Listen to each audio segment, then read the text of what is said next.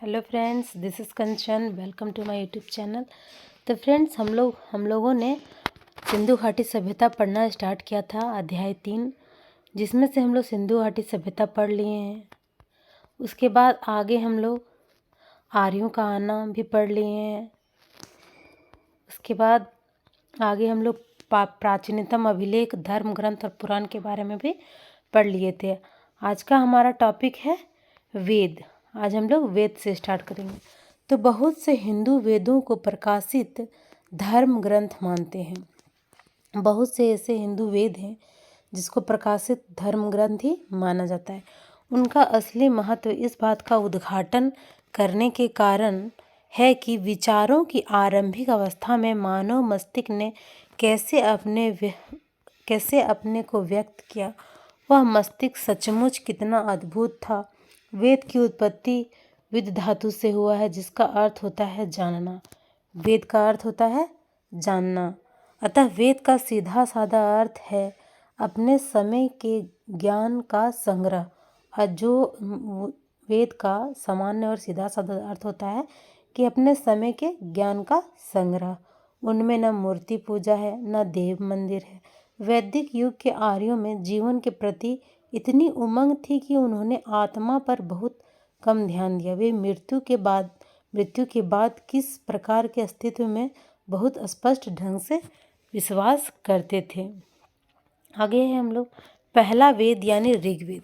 पहला वेद हमारा ऋग्वेद है। सबसे पुराना प्राचीनतम वेद हमारा ऋग्वेद है। शायद मानव जाति की पहली पुस्तक है।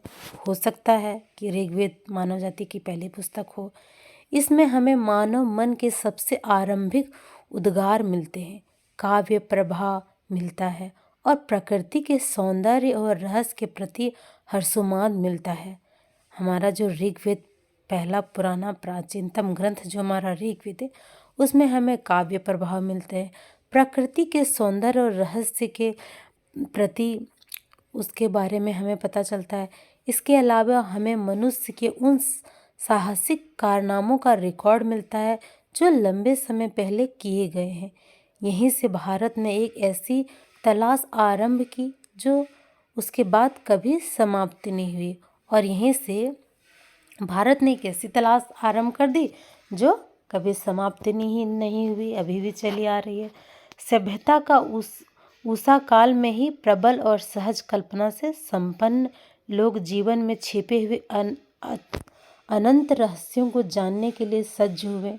और जो लोग थे वो जीवन में छिपे हुए जो हम रहस्य हैं उनको जानने के लिए वो सज्ज हुए। उन्होंने अपनी सहज आस्था के कारण प्रकृति के प्रत्येक तत्व और शक्ति में देवत्व का आरोप किया, पर इस सब में साहस और आनंद का भाव था। बहुत से पश्चिमी लेखों ने इस ख्याल को बढ़ावा दिया है कि भारतीय लोग परलोक परायण हैं। मैं समझता हूँ कि हर देश के निर्धन और अभोग लोग एक हद तक परलोक में विश्वास करने लगते हैं, जब तक कि वे क्रांतिकारी नहीं हो जाते। यही बात गुलाम देश के लोगों पर भी लागू होती है। हमें भारत में भी और स्थानों की तरह ही विचार और कर्म को दो समांतर विकसित होती धाराएं दिखाई पड़ती है। एक जो जीवन को स्वीकार करती है और दूसरा जो जिंदगी से बचकर निकल जाती है। हमारा जो कर्म है, विचार है, वो दो समांतर रेखाओं में धाराएं में विकसित दिखाई देती है। एक जो जीवन को स्वीकार करता है और दूसरा जो जीवन से बचकर निकल जाता है। अलग अलग युगों में कभी बल एक पर होता था, कभी दूसरे पर, परंतु इतना निश्चित है कि वैदिक संस्कृति की मूल्य पृष्ठभूमि पर लोकवादी या इस विश्व का निरर्थक मानने वाली नहीं है। जब भी भारत की सभ्यता में बाहर आई, तब ऐसे हर दौर में जीवन और प्रकृति में लोगों ने गहरा रस लिया, जीने की प्रक्रिया में आनंद लिया। ऐसे ही युगों में कला, संगीत और साहित्य, साथ ही गाने, नाचने की कला, चित्रकला और रंगमंच, सबका विकास हुआ। इस बात का ग्रहण करना मुमकिन नहीं है कि कोई संस्कृति या जीवन दृष्टि जिसका आधार पर लौकिकता हो या जो विश्व के व्यर्थ मानती हो, वह सशक्त और विविधतापूर्ण जीवन की अभिव्यक्ति के इतने रूप को रच सकती है। आगे हमारा है भारतीय संस्कृति की निरंतरता। हमें आरंभ में ही एक ऐसी सभ्यता और संस्कृति शुरुआती दिखाई पड़ती है जो तमाम परिवर्तनों के बावजूद आज भी बनी हुई है। इसी समय मूल्य आदर्श आकार ग्रहण करने लगते हैं। साहित्य और दर्शन, कला और नाटक तथा जीवन के और तमाम क्रियाकलाप इन आदर्शों और विश्व दृष्टि के अनुकूल चलने लगती है। इसी समय उस विशिष्टावाद और छुआछूत की प्रवृत्ति का भी आरंभ दिखाई पड़ता है, जो बाद में बढ़ते बढ़ते असह्य हो जाता है। यही प्रवृत्ति आधुनिक युग की जाति व्यवस्था है। यह व्यवस्था एक खास युग की परिस्थिति के लिए बनाई गई है।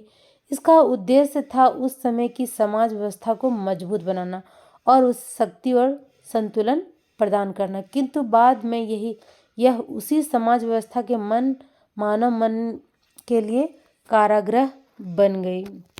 आज भी हमारे समाज में छुआछूत की भावना हमें देखने को मिलती है, जो कि ये धारणा पहले भी थी और अभी भी बनी है। हमें लगता है कि पहले की अपेक्षा अभी ये धारणा ज़्यादा दिखाई पड़ती है। चलिए आगे बढ़ते हैं। फिर भी यह व्यवस्था लंबे समय तक बनी रही, अभी भी बनी हुई है।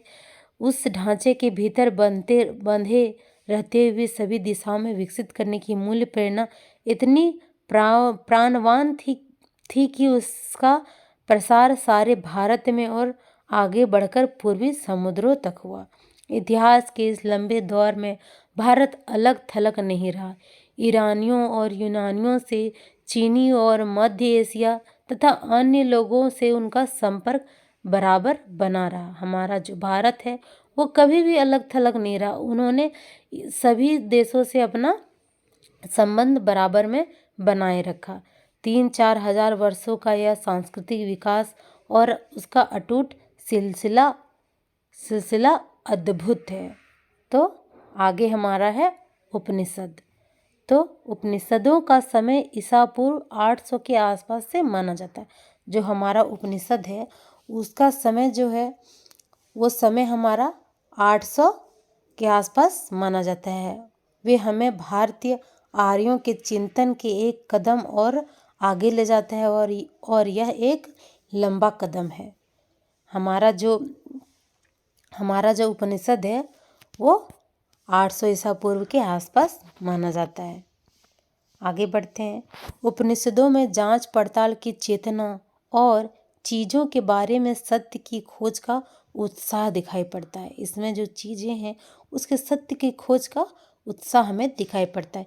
यह सही है कि सत्य की यह खोज आधुनिक विज्ञान की वस्तुनिष्ठ पद्धति से नहीं की गई, फिर भी उनके दृष्टिकोण में वैज्ञानिक पद्धति का तत्व मौजूद है। वे किसी किस्म के हठवाद को अपने रास्ते में नहीं आने देते। उनका जोर अनिवार्य रूप से आत्मबोध पर है, व्यक्ति की आत्मा और परमात्मा संबंधित ज्ञान पर है। इन दोनों को मूलतः एक कहा गया है। ब्रह्म वस्तु जगत को मिथ्या तो नहीं कहा गया, पर उसे सापेक्ष रूप से सत्य भी कहा गया। आंतरिक सत्य के एक पहलू के अर्थ में है। उपनिषदों का सामान्य झुकाव अद्वैतवाद की ओर है। सारे दृष्टिकोण का इरादा यही मालूम होता है कि उस समय जिन मतभेदों के कारण भयंकर वाद विवाद हो रहे थे उन्हें किसी तरह कम किया जाए। यह समंजस का रास्ता है। जादू टोना में दिलचस्पी है या उसी किस्म के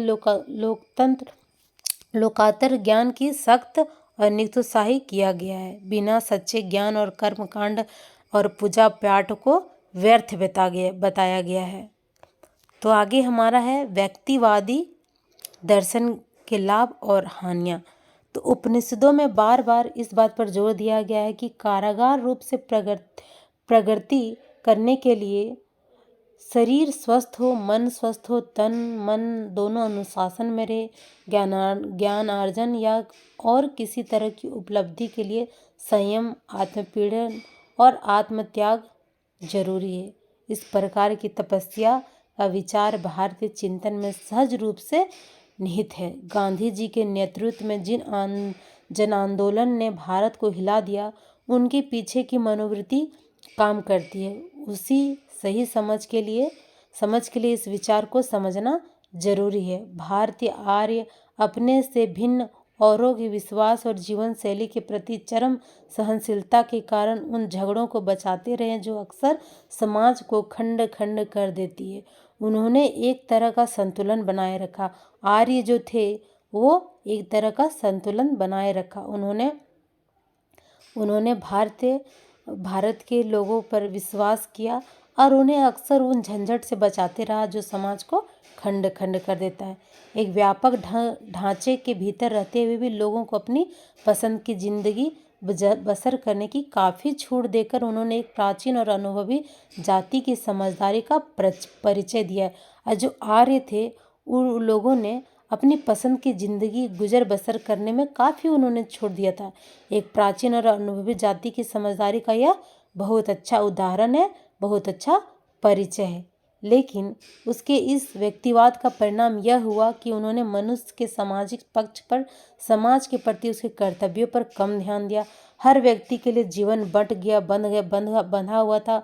उसके मन में एक समग्र समाज की वो कोई कल्पना नहीं थी, ना उसके प्रति कोई दायित्व बोध था। कोई व्यक्ति जो है वो अपने हिसाब से जी रहा है, खा रहा है, सो रहा है, उठ रहा है, बैठ रहा है, तो वो समाज का क्या कल्याण करे? उसका कोई दायित्व ही नहीं लेगा। सब किसी भी कार्य को करने के लिए उसमें एकजुट होना चाहिए, एक सही तौर तरीका होना चाहिए। लेकिन नहीं, उस समय मनुष्य को यह छूट दिया गया था कि वो अपने हिसाब से जिए खाए। लेकिन उन्होंने वो अपना दायित्व को भूल गए। इस बात का कोई भी प्रयास नहीं किया कि वह समाज के साथ एकात्मता महसूस करे। इस विचार का विकास शायद आधुनिक युग में हुआ, किसी प्राचीन समाज में नहीं मिलता है। इसलिए प्राचीन भारत में इसकी उम्मीद करना गैर मुनासिब होगा। व्यक्तिवाद, अलगाववाद और ऊंच नीच पर आधारित जातिवाद पर भारत कहीं अधिक बल दिया जाता था। बाद में हमारी जनता का दिमाग इस प्रवृत्ति पर बंध गया। हमारे पूरे इतिहास में यह एक बहुत बड़ी कमजोरी रही है। कहा जा सकता है कि जाति व्यवस्था में शक्ति को बढ़ाने के साथ साथ हमारी बौद्धिक जड़ता बढ़ती गई है। तो चलिए फ्रेंड्स, आज का वीडियो हम लोग यहीं समाप्त करते हैं। अगले वीडियो में हम लोग इसके आगे वाला पढ़ेंगे। Thank you.